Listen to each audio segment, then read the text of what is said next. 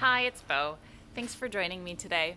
We're going to do a July garden tour of my little pretty new gardens, and we're also going to talk about structure and how to add structure to your garden in a few different ways, and specifically plants you can use for structure in a dry garden, which is a little bit tricky. So my desert garden, hope you can see. Okay, so the selfie stick thing is new because I found that it was hard to do a garden tour and be in it without it. So these are new skills. Please bear with me. Hope you don't get dizzy or nauseous. Uh, so the Palo Verde is in bloom. Move it around, it's a little difficult to see. So we've got yellow flowers up top and then yellow flowers at the bottom. And those Mexican primrose are going to spread as a mat. Also added really beautiful variegated agave to the middle. So agaves, and you can see there's sort of this terracotta sphere there. So here's three really good examples of structure. First of all, trees should be the number one primary structural element, other than things like pergolas and actual, structures. But many of us might not have a big arch or a pergola or something like that anyway. So other than, your house and other structural parts of your grounds, trees are essential. And some people think, okay, well, trees might shade the garden too much, but really, even full sun plants in this climate, where I live in the South Bay area, they like their couple hours of sun. I mean, couple hours of shade that they get every day from the trees that are around them. It's just can get so hot and so bright and so intense. I think every garden benefits from some amount of shade, even if they are plants that like sun. And also, trees provide a sense of space. The canopies are almost kind of like a ceiling to the garden. So we need to feel like we're in spaces that are scaled to the human form. Number one, trees. Even if you think you don't need them, you do. Big trees and then smaller ones in the garden as well. This, oops, sorry guys. The succulent, let's go over, take a look at it. This is a good example of something with nice structure for a dry garden. Great for a lot of different garden styles. Most plants that are dry adapted have tiny little leaves, fine foliage, almost kind of linear foliage. And so you tend to have, or I tend to get, too much fine texture in the garden. And I do like fine texture. And so that combined, I end up with a little bit too much. So something like the succulent is going to provide the coarse texture that's needed. Also, the sphere is, an example of some garden art that you can introduce to add a little bit of structure. And what structure does is your eye kind of needs something to focus on, and then everything around it you can really kind of appreciate because it creates like this little scene. So a lot of what we do with design has to do with understanding how the human mind works and how we kind of process information. So we're looking for patterns, and our eye needs to kind of focus on an object that is vertical or has a strong structural element to it, and then we're able to kind of really see the things around it a little bit better. So that's that. I'm really happy with how the desert garden is coming along. My Allogene Ruth Bancroft, you can see that kind of purple flowery plant in the background that's going to get up a little taller as it grows, is flowering for the third time this season. And then these are just so beautiful. I was with my little daughter at Annie's Annuals and Perennials last weekend, and neither of us could resist these. They're a California native, Lewisii. This one's Little Raspberry. So the peach kind were available a few weeks back, and I could barely resist them, but I did. But this particular color, nope, we could not resist them. I need to do a whole video on these little water gardens that I made. This is the most wonderful plant, the most spectacular and easy plant. Calandrinia, rock purslane. Beautiful in a tough spot, beautiful along a pathway.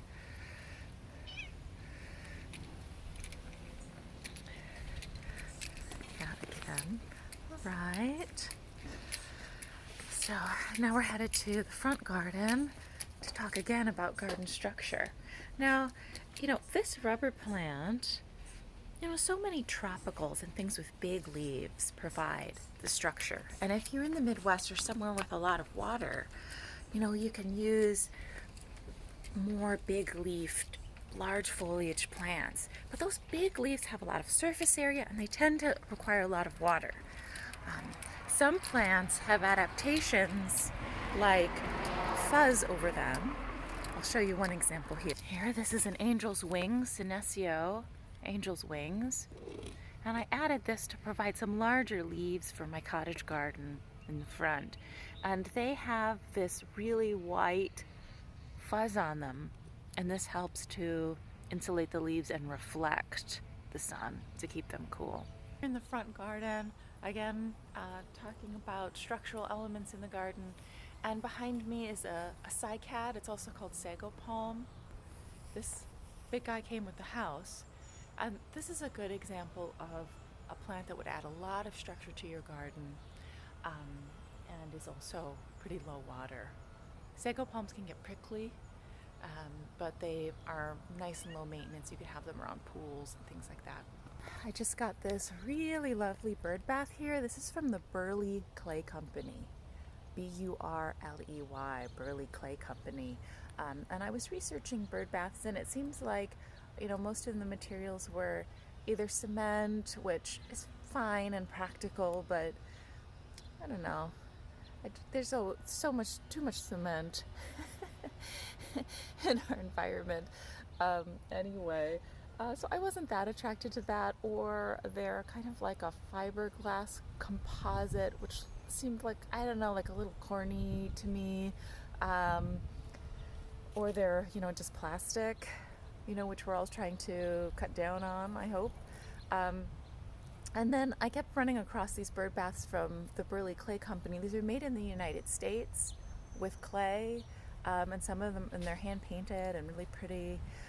So I went directly to their website and took a look, and they have a lot of, a few styles, but they're nice, versatile styles. I think there's kind of one for every garden, whether you're modern or more traditional. Okay, this is kind of one of the nicer sections of my garden currently.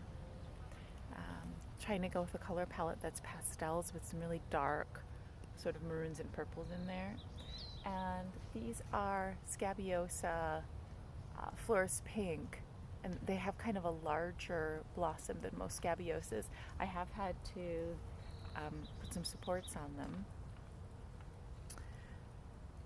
And then these are black bachelor's buttons. They're really striking and beautiful. And I have my penstemon here and these yarrow. Here's another way you can add structure to your garden is with obelisks.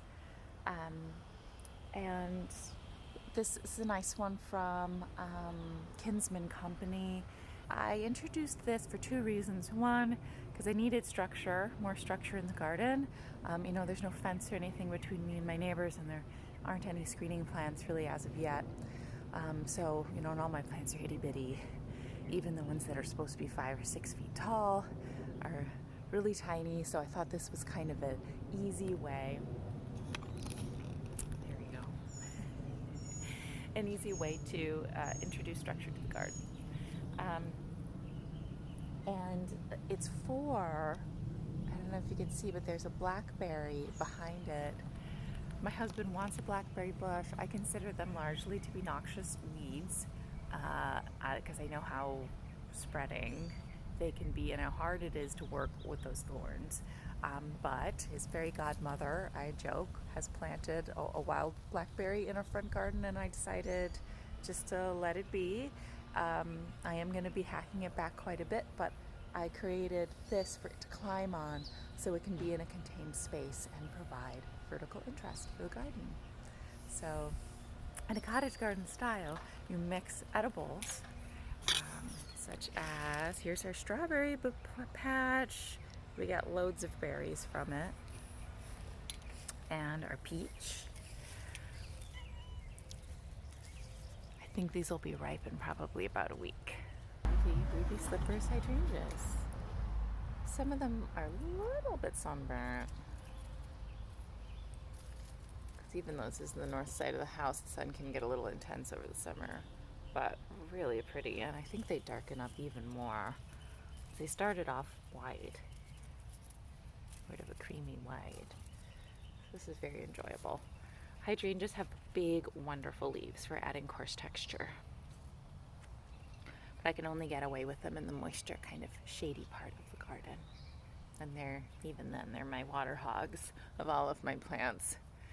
But you gotta have some hydrangeas. Come on. Pretty quick and very, very vertical structural plant is hollyhocks. So I was at Annie's again last weekend, and I meant to get 3 hollyhocks, and I think I got like about a dozen of them. But hollyhocks get 5 to 8 feet tall, so a lot of striking vertical interest. And you put them in the back of the garden or along a wall. Thanks again for joining me, and if you like this content, please subscribe to my channel. Please comment any kinds of questions. I'd love to answer them for you, and we'll see you next time on our next garden adventure. Thanks so much. Bye-bye.